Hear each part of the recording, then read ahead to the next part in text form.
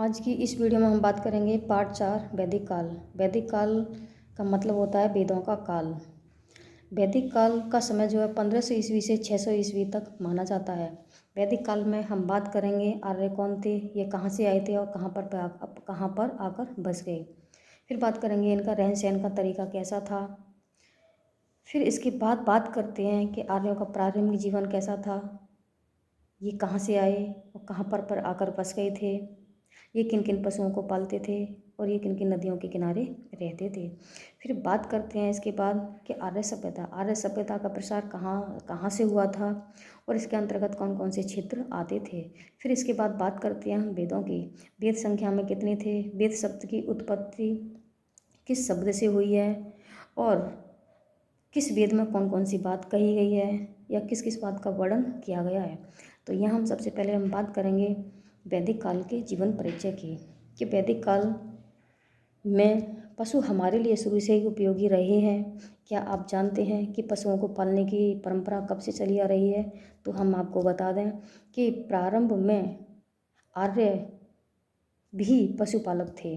पशुपालक का मतलब ये होता है कि पशुओं को पालने वाले लोग। आर्यों के रहन सहन के तरीके और उनकी परंपराओं का पालन आज भी हमारे देश में देखने को मिलता है। वैदिक काल से तात्पर्य उस युग से है जिसका ज्ञान हमें वैदिक साहित्य से होता है। वेदों से हमें आर्यों की राजनीतिक व्यवस्था, सामाजिक व्यवस्था, धर्म और कला के बारे में जानकारी मिलती है।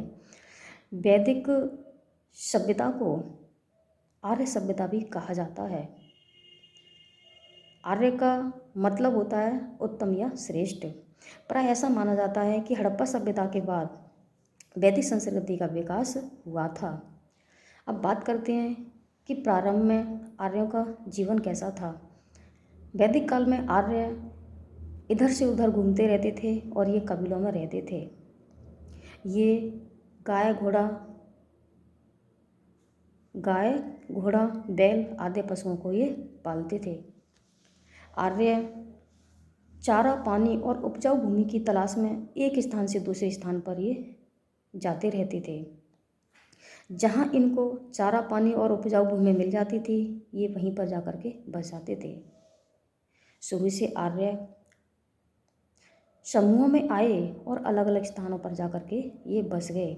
लगभग 1200 ईस्वी से 1000 ईस्वी तक ये आर्य सिंध, रावी, सतलज, चनाब, झेलम और सरस्वती ये इन नदियों के किनारे आकर के बस गए। अब बात करते हैं हम आर्य सभ्यता की। आर्य सभ्यता का प्रसार कहाँ से कहाँ तक हुआ था? तो आर्य सभ्यता का प्रसार सप्त सैंधव प्रदेश से होता है।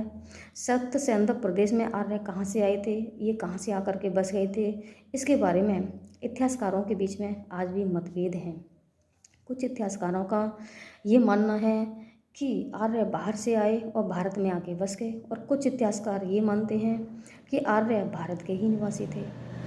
अब बात करते हैं कि आर्य सभ्यता किन किन क्षेत्रों तक ये फैली थी। तो सबसे पहले इसमें आता है सप्त सैंधव। सप्त सैंधव का मतलब होता है 7 नदियाँ। 7 नदियों के किनारे आर्य आकर के बसे थे, वहाँ तक आर्य सभ्यता का प्रसार हुआ था। और ये नदियाँ थीं सिंधु, सतलज, रावी, ब्यास, झेलम और सरस्वती थी। अगला आता है ब्रह्मावर्त। ब्रह्मावर्त का मतलब ये होता है कि दिल्ली के आसपास का क्षेत्र, यहाँ भी आर्य सभ्यता का प्रसार हुआ था।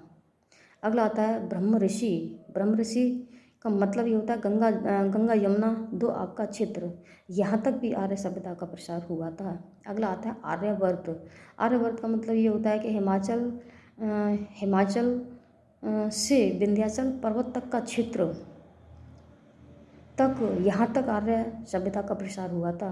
अगला आता है दक्षिणापथ।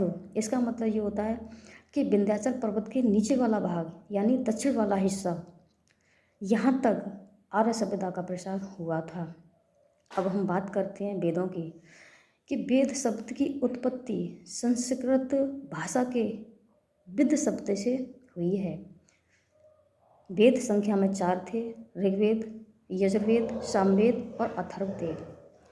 ऋग्वेद सबसे पुराना वेद है।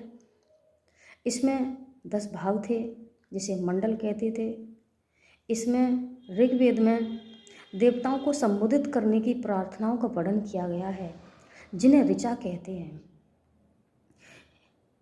इस वेद में प्रसिद्ध गायत्री मंत्र का वर्णन किया गया है, जिसका उच्चारण आज भी धार्मिक स्थलों पर किया जाता है।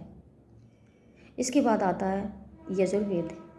यजुर्वेद के अंतर्गत यज्ञ और यज्ञ को करने की विधियों का वर्णन किया गया है। अगला आता है सामवेद। सामवेद के अंतर्गत 7 स्वरों का वर्णन किया गया है, जो कि सारे गमा पाधानी सा। ये 7 शब्द हैं जिनका वर्णन सामवेद के अंतर्गत होता है। अगला आता है आपका अथर्ववेद। इसके अंतर्गत तंत्र मंत्र जादू टोना इन बातों का वर्णन किया गया है। तो हमारी बात यहीं ख़त्म होती है और आगे की जानकारी हम आगे की वीडियो में बात करेंगे इसके बारे में।